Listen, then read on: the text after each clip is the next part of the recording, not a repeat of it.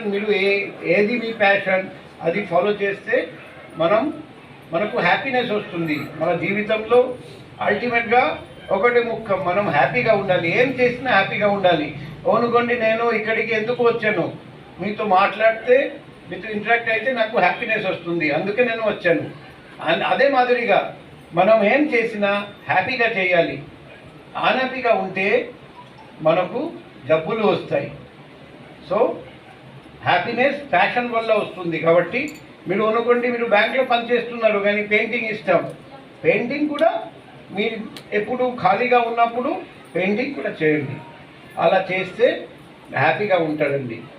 ఫైనల్గా ఆరోగ్యం గురించి 2 మాటలు. ఆరోగ్యమే మహాభాగ్యం అంటారండి. సో చిన్నపిల్ల నుండి 80 సంవత్సరాల వరకు ఆరోగ్యం